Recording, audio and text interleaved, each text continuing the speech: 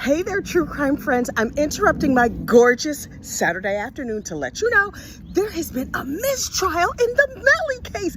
Can you believe it? Listen, I was at the shop, right? I was over at BJ's Wholesale, and then I start seeing these little notifications pop up, and I was like, wait, what? There's a verdict? Oh, but no, alas, there is no verdict, but the case is done for now. There's a mistrial. So look, this is what happens next. In 90 days, in a couple of weeks, there's going to be a status hearing where they're like, okay, what are we going to do now? This is what I think. Well, first of all, I am dying to know what they got hung up on. Like, what is it that the jurors were like, I don't know. I wonder, now listen, I am not a lawyer. I am just your friendly neighborhood gossip. I wonder if this was not a death penalty case and they had just gotten like a different kind of jury, because remember, this is a death qualified jury. If he would have just convicted and we would have gone on with our regular lives, or acquitted and we go on with our regular lives, whatever it is. Trust and believe, in my personal opinion, and I've done no research, but I believe, well, I've heard on the streets that if he gets set free, the street's gonna take care of Mr. Melly, so we're not gonna have to worry about him no more. And then his mama will be crying and looking for justice and saying justice for Melly. I'm not wishing that on him. I'm not wishing that on anybody. I'm just saying there are folks out here with very, very, very strong feelings about this case. What happens next? I don't know. We know Bortland is going to go to trial in October. Melly's going to be retried. If I had to use my psychic powers, which I don't have any, but if I did, I would say, number one, they say they're going to pursue the death penalty, and then a plea agreement is reached where it's like, well, if you take death penalty off the table, then maybe we'll plead to a lesser included, blah, blah, blah, where he still gets life in prison. I don't know what's going to happen.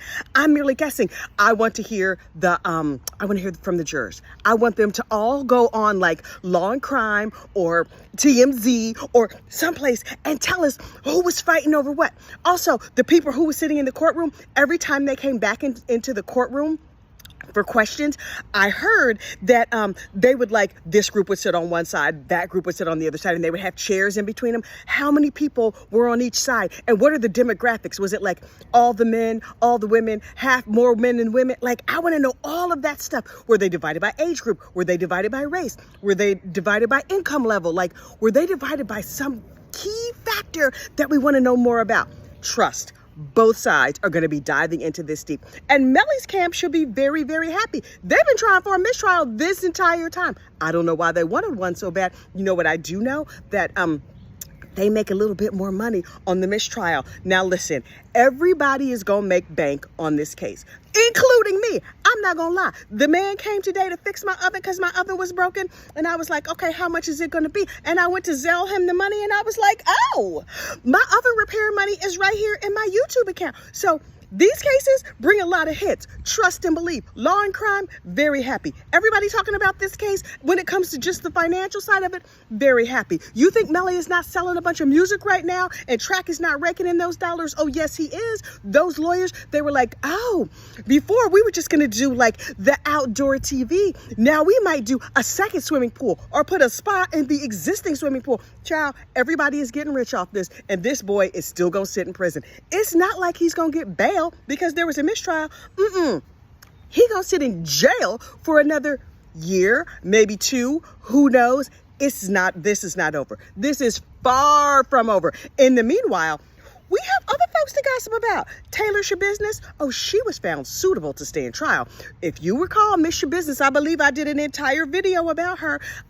She unalived her boyfriend. I think it was a short-term boyfriend. And then she dismembered him into several sections for ease of carrying, and then she took him out of the house and she intimately assaulted him one way or another, but after he was already in pieces. And then they were saying it's not the R word because he's no longer a human when you cut him up. Child, that case is a mess and I am here for it. Does that make me grim and gruesome? Probably, but you know what? You're grim and gruesome too because you're here watching all of this. So look, this sun is not going to hit all of my lovely, beautiful brown skin if I just keep sitting here on this video. So I'm going to need to lay on back, although my hammock is making some questionable sounds and may break and just dump my behind right here into the yard, which we don't want that. Me and the dogs, we're getting ourselves a little bit of vitamin D out here. I have a nice cool drink. Wait, where's my cool drink? Have a nice cool drink. It finally stopped raining. I'm enjoying a gorgeous day.